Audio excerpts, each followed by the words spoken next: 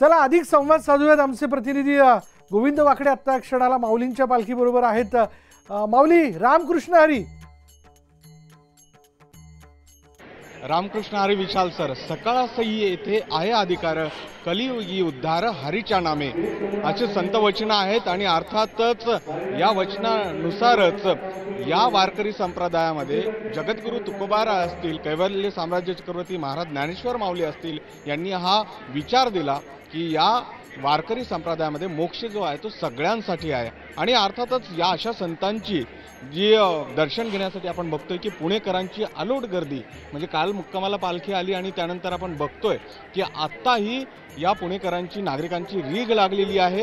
ही जी सगळी गर्दी दिसते आहे ती केवळ पुणेकरांची आहे। वारीमध्ये चालणारी जी मंडळी आहेत ती आता विसावा घेत आहेत, पालखीसोबत पुण्याचं दर्शन घेत आहेत। मात्र एकंदरीत जर बघितलं तर पुण्यातले सगळे नागरिक जे आहेत, आबालवृद्ध आहेत, ते दरवर्षी तुकोबारायांचं आणि ज्ञानेश्वर माऊलींचं दर्शन घेण्यासाठी इथे येत असतात। माझ्यासोबत काही पुणेकर आहेत, त्यांना काय त्यांचा भाव असतो जेव्हा देव त्यांच्या घरी येतो, अर्थातच त्यांच्याकडनं जाणून घेऊया।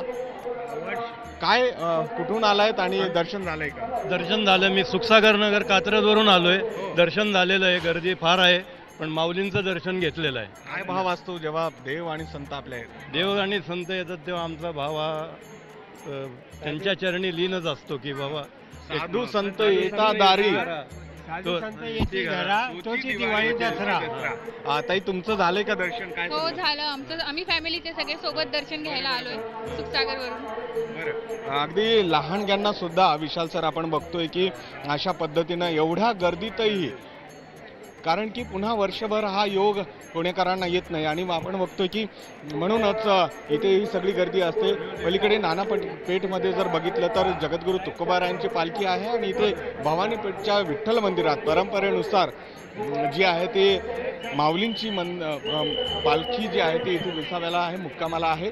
आणि काही वेळातच इथे राज्याचे उपमुख्यमंत्री देवेंद्र फडणवीस येत आहेत, म्हणून आपण बघतोय की पोलिसांचा बंदोबस्त देखील वाढलेला आहे। म्हणजे सर्व क्षेत्रातली जी मंडळी आहेत, राजकीय असू दे, सामाजिक असू दे, शैक्षणिक असू दे, सगळी मंडळी या ठिकाणी येतात।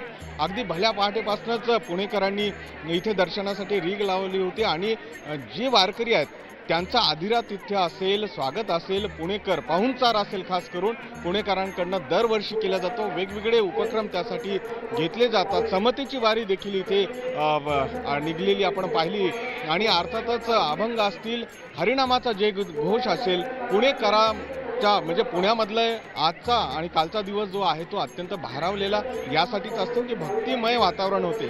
दुसरीकडे आपण बघितलं तर छत्रपती शिवाजी महाराजांची ही भूमी, या भूमीमध्ये आलेला जो वारकरी आहे तो भक्ती आणि शक्तीचा संगमही इथे आपल्याला अनुभवायला मिळतो। आणि म्हणूनच पुण्यातले दगडूशेठ असेल, शनिवारवाडा असेल, इथे सुद्धा वारकरी जात असतात। या ऐतिहासिक स्थळांना, इथल्या देवी देवतांचे जे मंदिर आहेत तिथेही भेटी देत असतात आणि अर्थातच विचारांचं, आध्यात्मिक विचारांचं आदान प्रदान होतो। आणि म्हणूनच हा सोहळा दैदिप्यमान होत असतो।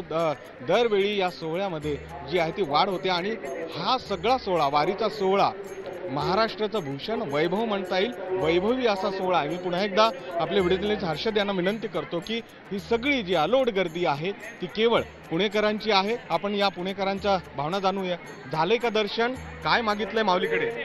काय नाही, खूप गर्दी आहे, दर्शन व्हायला वेळ लागतोय। आता लाईन पण खूप मोठी आहे, चौकापर्यंत लाईन गेली आहे। पाहू आता दर्शन होते का, आम्ही सध्याच आलेलो आहे।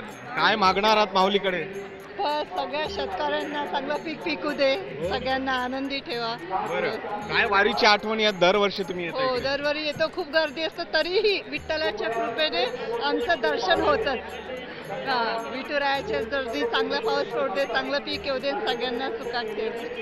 कुठेतरी ही जी प्रामाणिक भावना आहे प्रार्थनेमागची ती या सगळ्यांमध्ये दिसते। ही जी तळमळ आहे विशाल सर, दरवर्षी आपण इथे अनुभवतो की इथे येणारा प्रत्येक नागरिक माऊलींकडे हीच प्रार्थना करत असतो की शेतकरी, वारकरी सुखावू दे। मी पुन्हा एकदा हा सगळा बंदोबस्त दाखवतोय। थोड्याच वेळात राज्याचे उपमुख्यमंत्री देवेंद्र फडणवीस इथे येणार आहेत आणि त्यामुळे पोलिसांची जी लगबग आहे ती देखील सुरू झालेली आहे।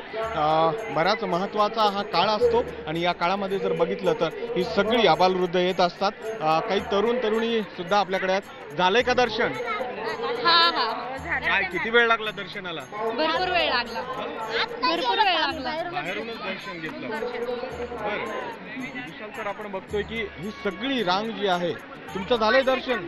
तुमचं झालंय दर्शन? हो, दर्शन झालेलं आहे. खूप छान दर्शन झालेलं आहे. काय ही काय सगळी माऊली- दृश्य माऊलीकडे काय भवानी पेठीत